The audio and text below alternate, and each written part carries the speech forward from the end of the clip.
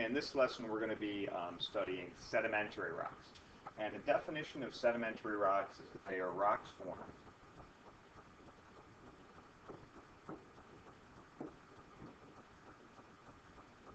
when sediments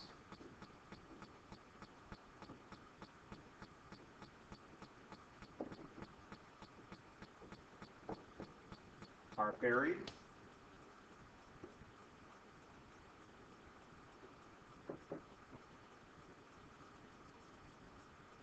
compressed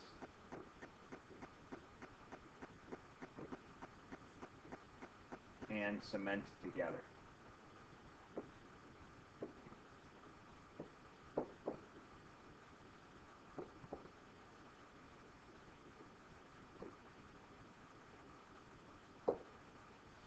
So use the vocabulary word there, sediments. So we'll define that here. Sediments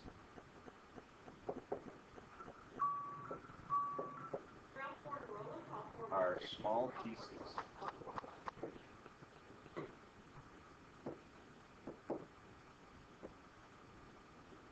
So what happens, tiny little pieces of rock maybe get broken off of a mountain, they wash down a stream, they end up in the ocean, and they sink to the bottom. And then more sinks on top of them, and more sinks on top of them, and all that weight pressing down eventually compresses the rock together and cements together to make a solid rock. Now, how to identify the different sedimentary rocks? We're going to look at their origin, and then we're going to look at the reference tables to find out the names of the different rocks. So if they're made up of particles of rock, like the ones I was just talking about that washed off a mountain, down a stream, into the ocean, and then got compressed at the bottom of the ocean, we call those a couple names. We could call those clastic or fragmental.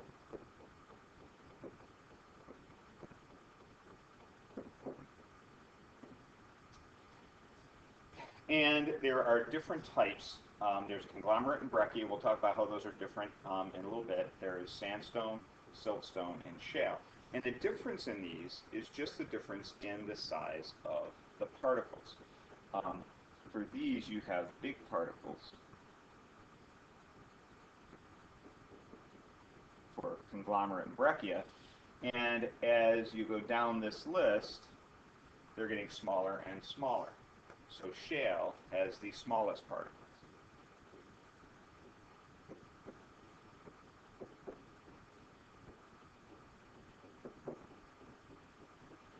Okay, if you ever go to a beach sometimes, especially if it's a rocky beach, as you walk out, it hurts your feet at first because there's pretty big particles, there's pretty big rocks, and it hurts. But as you get a little bit further out, they get smaller, and you end up with sand-sized particles.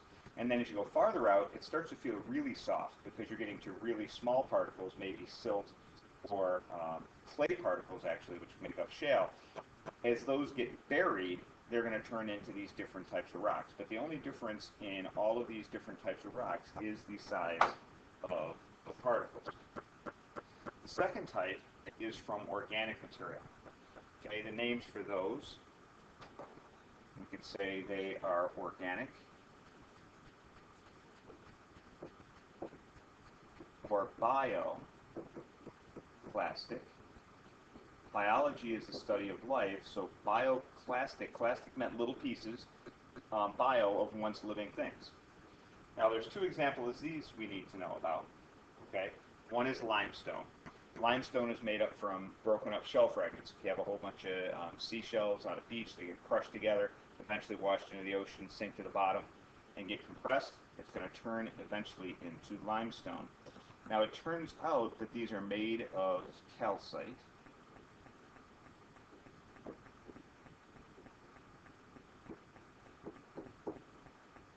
And probably you've done a minerals unit, and you know that calcite fizzes in acid, because that calcite reacts with the acid, starts to dissolve, and it's going to bubble, and that's how you identify calcite. The second type we need to know is by bituminous coal.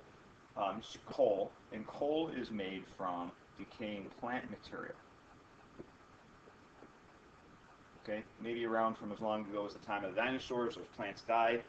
Eventually, they got buried and compressed together, and it turns into coal. The last classification of sedimentary rocks is on the top of the next page, and these form when seawater evaporates. When seawater evaporates, it's going to leave behind any materials that were dissolved. So we're going to say that right here. When seawater evaporates,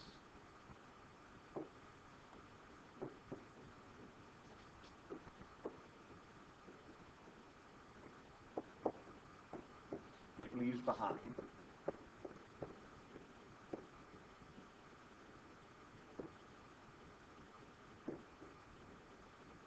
any minerals that were dissolved.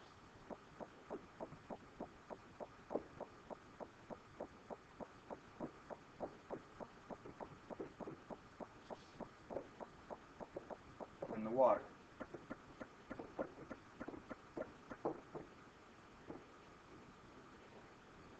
Okay, and we can call these either crystalline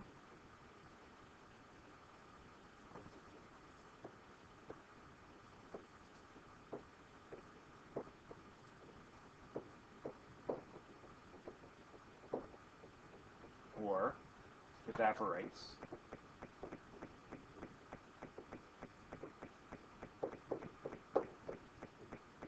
And the examples are down below here. The most obvious one, if you taste seawater, it seems really salty. That's because it has halite in it. And halite is just salt. Okay, the chemical formula for it is NaCl. That's what table salt is. And the rock name is rock salt.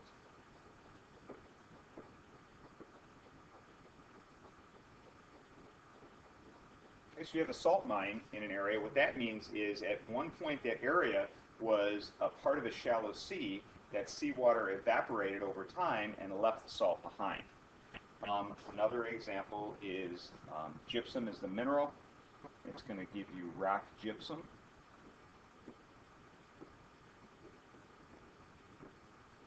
And we mine that also, and we use that to make drywall that our houses are built out of, among other things. Dolomite.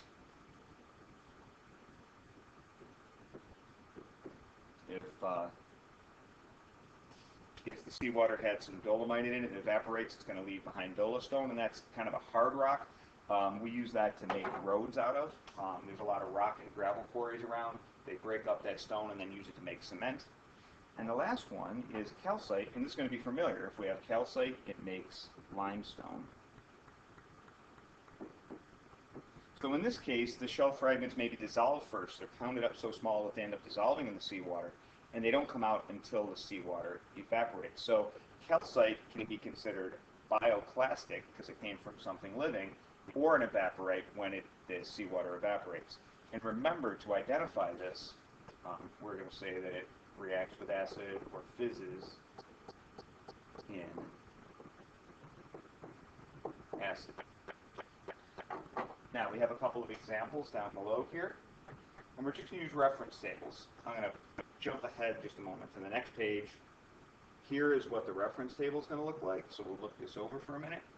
Okay, up on the top we have clastic. Okay, clastic means it came from broken up pieces of rock. It talks about the size, so clay is really, really tiny particles, and sand is bigger. Okay, we have pebbles, that's bigger yet, and that's going to make these different rocks. If they're really tiny particles, it makes shale. If they're sand-sized particles, it makes sandstone, and if they're really big particles, it makes conglomerate or breccia. Now, the difference between those two, I said I was going to get to it. Conglomerate has round fragments, and breccia has angular or sharp fragments. Okay. Then as you go down, we have crystalline here. Those are the ones that come from evaporating seawater. And then down at the very bottom, we have the bioclastic, came from once living materials.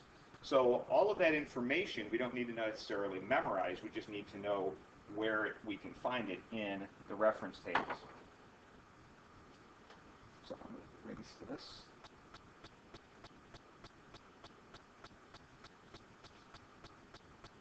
And then we'll we'll go back to our examples.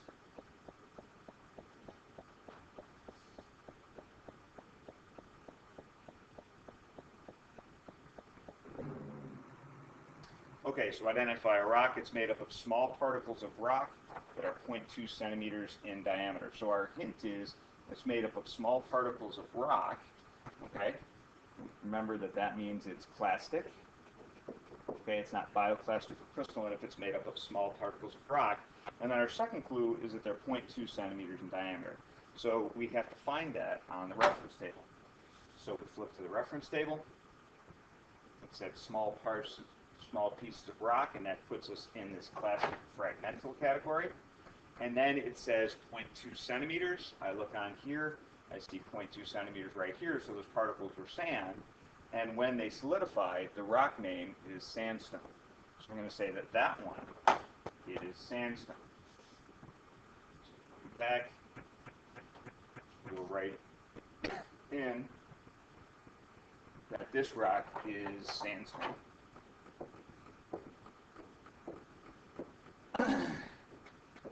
Okay. The second one, identify a rock which is made up of shell fragments and fizzes in hydrochloric acid. So our hints for this one are we have shell fragments. So it was once living. So we're going to say this is organic or bioplastic because it was once living. And then it fizzes in hydrochloric acid. And that's going to help us identify the rock. On the next page, we look at the reference table, and it says it was once living or bioplastic, so we're going to look down here. Those are our two bioplastic ones. And fizzes in acid means that we have calcite in it. So our rock name is going to be limestone. So going back.